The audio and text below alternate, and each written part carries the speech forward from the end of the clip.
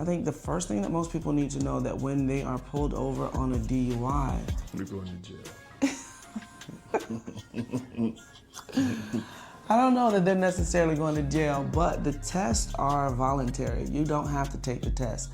Sometimes officers will ask you to take the test in a way that seems like it's not a suggestion, but it is absolutely a suggestion. And I advise you to not do any of the sobriety tests. Some people mistakenly think that if they don't blow a .08, they are not going to be arrested for a DUI.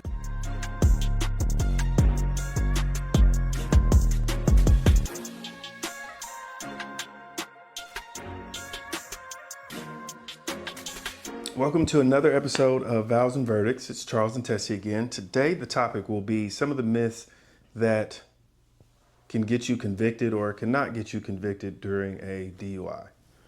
We don't talk about the verdict side of vows and verdicts that often. So leaning into one of the most commonly inquired about topics is DUIs, because I think that's a criminal aspect that touches so many different age groups, socioeconomical differences, neighborhoods, everything. Like it kind of has the ability to reach out and kind of touch everybody and not just a particular sector.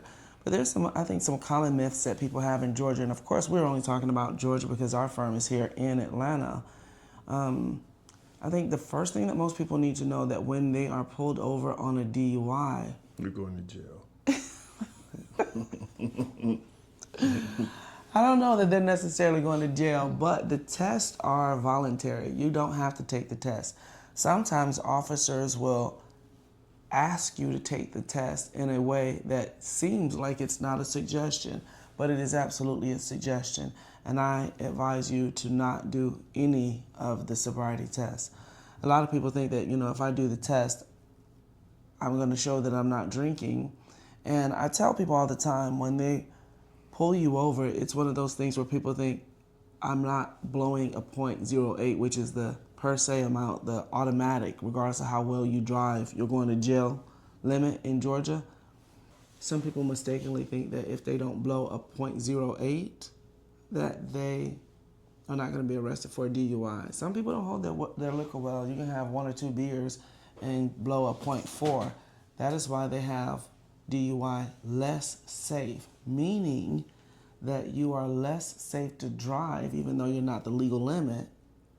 You're less safe to drive than you would be if you not had that 1 or 2 drinks. So how does that play if it's here we only have DUI, but if it's marijuana DUI, does it Well, that's change? the same thing. No, you're still driving under the influence of an illegal substance. So you still get a DUI. In other states, some people call it a DWI, driving while intoxicated or driving while under the influence or whatever. It's the same thing. You get a DUI marijuana, DUI drugs, DUI whatever it is. It doesn't have to be alcohol. But what I'm saying is, you also, when it is alcohol, you don't have to blow that .8.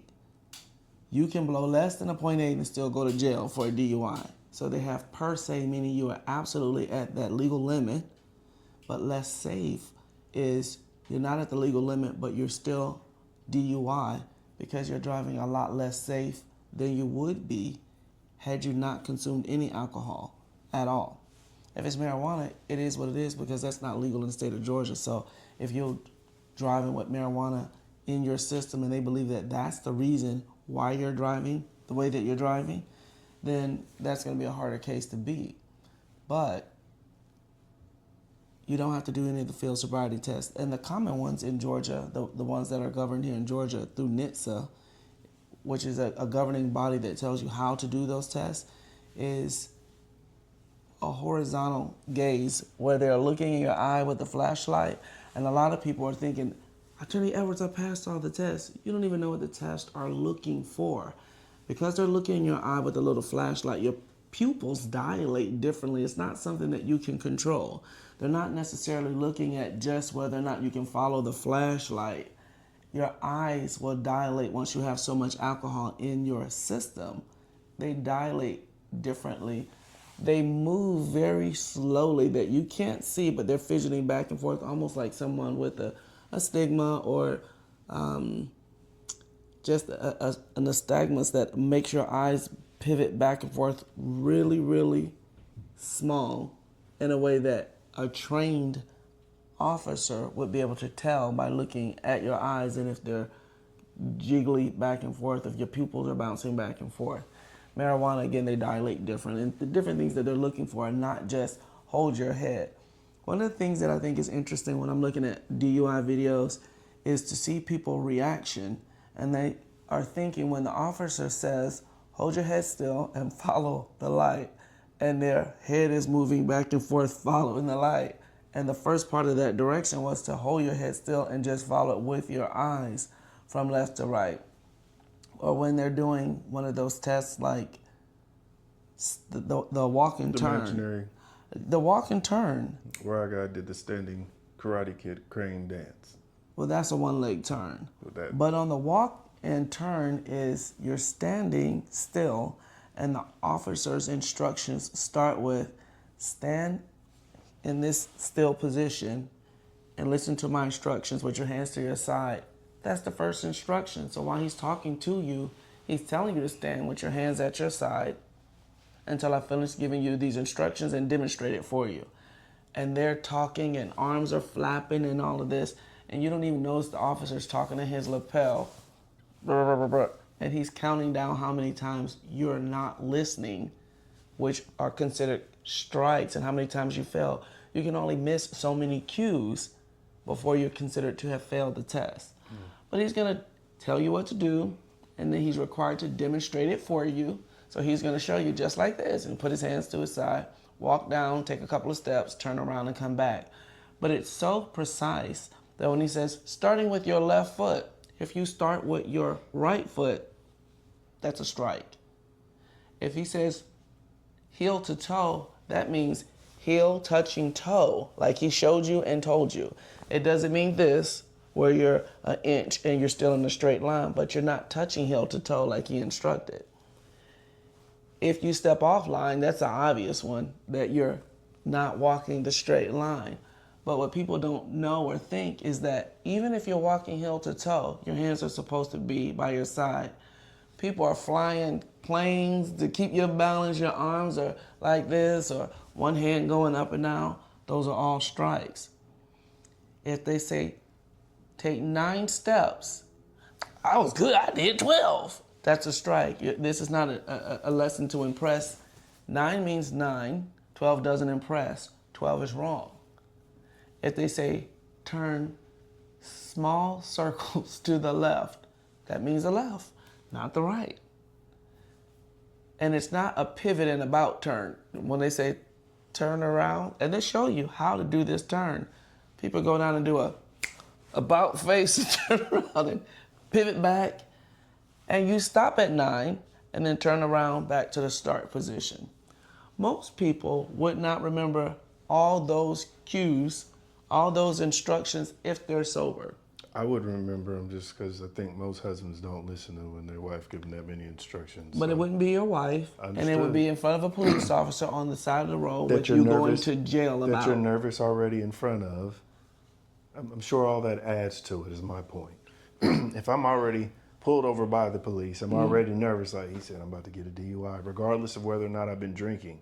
And then you gave me a whole bunch of instructions to follow. Along with being nervous, yeah, I'm a felon, I could be sober. Well, I think it depends on the person, but if I'm giving you 2 or 3 and you're nervous, that one to me is the most complicated for most people because it's a series of little instructions. But if I'm looking at your eyes and your eyes are fine, and you mess up this test, but then we tell you to do the one-legged turn. I mean the one-leg stand. That's a lot easier. Stand there, hold your leg up with one leg up, and you're holding it up with your hands at your side and counting 1, 2, 3, 4, 5. Okay, so you're failing 2 out of 3. If you mess up on that one, but you nail the other ones, you're probably okay. In my opinion, don't do any of the tests. Because just like what you're saying, if you're nervous and you did have a drink or whatever, you're only giving, and all of this is recorded on their body cam, on the dash cam of their car, or should be. Sometimes officers conveniently don't have their body cam working or dash cam, the sound doesn't work. But in the best case scenario, you're giving them evidence to prove their case against you. If an officer pulls you over and he says, how fast were you going? He already knows the answer to that. He's just asking you, or were you speaking, or how much did you have to drink? Have you been drinking? If they ask you, have you been drinking, especially drinking, it's because they already smell it on your breath. Regardless of your peppermints and so on and so forth, they smell it out your stomach and they smell it through your pores, whatever they say. But we can smell the alcohol. And a lot of times, officers will put 1 and 1 together and come up with 11. You believe that because you smell alcohol on my breath, that is why I'm speeding. I could just be Charles Edwards and like to speed. Let me put my business in there. But if me and you were to have lunch right now and we share a beer, like I'm having a beer, and then you say, oh, let me taste your beer, and you have a couple sips, and then we're leaving, and you get in your car and you're speeding, and you get pulled over. That officer is going to smell the beer on your breath because it's the last thing you had 10 minutes ago, and they say, oh, have you been drinking? And you said, no. They're going to put 1 and 1 together and assume that you are speeding because you are drinking, and they're going to arrest you on a DUI. And you trying to do these field sobriety tests and so on, all of this stuff, like you said, oh, I'm nervous and I'm this and I'm that. Chances are you're going to jail because you don't have to have blown this .08. You can do all of that and that officer still can take you to jail because you were drinking and you're not driving safe, and they will most often assume that those two things are directly related. You're speeding because you had the beer, not just because you drive fast. And so when you're presenting your case and now you're saying all of this stuff and he was like, oh, he had red bloodshot eyes, red bloodshot watery eyes is number one. We can't see that in the video. It's the telltale all the time. Everybody has red, glassy, bloodshot eyes. Oh, okay. And I smelled beer on his breath. Oh, okay. And he was doing a 95 and a 65. This is why. And when they tell you, stand here with your hands to your side and start with your left foot and walk 9 steps down and then make a turn to the right, taking several small steps and then come back to 9, take 9 steps back, and then turn around to the back to the start position. Here, let me show you. And then they do it. Boop, boop, boop, boop, boop, boop, boop, boop, boop. You ready? You understand? Go. And you mess it up. You're going to jail. You're probably going to jail. And so I say, if I'm defending you and all you have is you smell alcohol on his breath and that is it, again, I can explain why you smell alcohol on his breath. But you in your car dash cam are only going to see the speeding. You cannot make the jump, or it'll be very difficult, and I've won this in several trials. It's very hard to make the jump that he is speeding because of the DUI. Now, you're guilty of the speeding all day long, but the DUI, we can deal with that. And it's just an assumption that you have to take the test. And when they're reading you your rights, they read it from a little card for over 21 and under 21, and they're required to pull out their little card and read it to you and make sure that they're saying it. But it says, are you willing to take the test? Are you willing to do this? You know, the Intox 5000 is what people commonly call a breathalyzer. That can be challenged. Has it been calibrated? Is this officer even licensed to give that test to people? That's why when you get a DUI, sometimes one officer will pull you over. You'll see a second officer come because the one that pulled you over is not qualified or haven't been trained for a DUI arrest. A lot of times that's a whole different task force that does that. So the things that you have to know about a DUI. When you get arrested on a DUI, the time starts ticking as soon as you get arrested. From the time that you're arrested, you have, if they take your license, and it's up to the officer, they don't have to take your license. Not all of them take your license at the time that you're arrested, but they can take your license and they can suspend on that day. From that day, you have 30 days to file an appeal to the driver's license branch saying, I have not been convicted of a DUI. I've only been arrested. So I object to you suspending my license until we've had a hearing about this. And if you file that within 30 days, your license will avoid being suspended until further time in the case goes a little bit further. So that's huge. People need to protect their license. So I always hear people say that you shouldn't talk to the police without your attorney present. At what point during this arrest or when you're being questioned, what should you and should not say? Yeah, just don't do the field sobriety exercise. And it's not like, oh, we're going to question you. They're going to ask you, how much have you had to drink? Do you want to do, where are you coming from? Where are you going? Those kind of questions. They'll ask you, and that's a preliminary investigation. You haven't been arrested yet. But after, like, you're under arrest, there's nothing else that you should be saying. Officers will oftentimes, at least smart officers, they'll let you just talk and ramble, and they didn't ask you a question. So if you're just running your mouth, they didn't ask you a question, and they can use those statements against you. So while you're sitting in the car and, I only had 3 shots, people will just start to talk while they're sitting back there waiting on their own. So not only should you not be volunteering information, you should not be talking out loud, venting to the officer. But don't do the field sobriety test. If you're lucid enough and clear enough that you know, please know that you don't have to do them. You don't have to give blood. In the event that it's a fatality, someone dies as a result of a DUI, the officers will more than likely get a search warrant for your blood and require you to give blood. And that's often the process when there's, someone dies, when it's a fatality involved. Now, for religious beliefs, can you still refuse? But that search warrant, I don't do so, no. No, I don't, you're not donating blood. We're going to get your blood to solve this crime. Again, I don't know which religions. I thought there were some that... I think Jehovah's Witnesses, if I remember correctly, they won't receive blood and different things like that. I don't know the details, but a search warrant, you're going to give your blood if someone dies in that DUI car accident. And it doesn't even have to be a DUI. In any vehicular homicide, I believe that the officers will get a search warrant to secure your blood to see if that was a factor in the accident. It could just be speeding. A lot of times I think they're gonna get your blood just to see if there's some drugs or something in your system. If you're speeding and it causes a fatal car accident. But your license suspension and your criminal case are 2 different cases associated with a DUI. The state court, because a DUI is a misdemeanor, that judge doesn't have control over your license. Mm-hmm. They cannot suspend your license. Your license getting suspended is a result of the Department of Driver Services. And when you signed and accepted your license, you agreed by signature that if you are convicted or plead guilty to a DUI, you agree for your license, you agree and understand that your license is going to be suspended.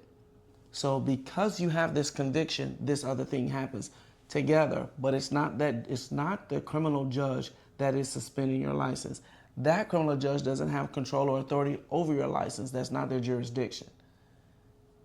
But they control that conviction, and if that happens, it will be reported to the driver's license branch and they will suspend your license. And that's how those 2 things work together. 2 different judges, 2 different courtrooms, 2 different case numbers. They just go side by side and one affects the other. And as a result also, not by action of the court, but with a DUI, your insurance is going to go up significantly if you're convicted of a DUI. Is the second and third DUI still the same as a misdemeanor? Is it still a misdemeanor, or does it change when the more DUIs you get? I believe it can be a felony, but it's like on your 4th or 5th, and in a concentrated time, like in 5 years or 10 years or so. I would have to look at it to be more specific, but a DUI can become a felony, but it's after several repeated DUI convictions in a specified amount of time. So it doesn't matter on what I blow. If I blow a 1.8. That's not even the highest of them. Them clients be putting at 1.8 like that's woo woo. Oh no, we have clients that blow past a 2 on a regular basis, and it's still a misdemeanor. But it will determine your outcome now that the punishment changes. You're that high over. If you have a child in the car, different things will affect whether, we're talking about 3 days in jail, or are we talking about 30 days in jail? If it's your third DUI and 5, we're talking about significantly harsher penalties and sentences and stuff like that, but it's still a misdemeanor. We had a neighbor that had a DUI, and her 2 children were in the car with her. One passed and one was severely injured. And, you know, that forever changed her life, regardless of what the sentence was. But you're going to jail, and that vehicular homicide, that DUI that led to a death, again, it will impact whether or not that vehicular homicide is a felony. But the DUI punishment and your exposure to different levels of punishment depends on the facts. But a DUI, first or second, third DUI, those are all still misdemeanors. What are some of the standard punishments? Well, there's mandatory minimums in Georgia. Like the minimum fine is a $300 fine, but once they tax, tag, and title and all this type of stuff, that's the minimum. Most of the metro counties are starting their fines and fees are like $600, $700, and by the time they add court costs and all that, it's $1,000 or slightly over $1,000. But the mandatory minimum is a $300 fine, 40 hours of community service, a year on probation, DUI defensive driving class, a Mothers Against Drunk Driving. You have to watch one of those classes where you sit in and see people who have been impacted by drunk drivers who have killed or maimed their children or loved ones.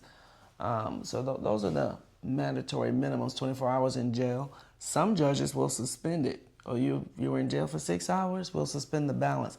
Other judges, they don't care if you went 23 hours. You'll turn yourself in for that last hour of jail time and then go on about your business to finish the rest of your sentence.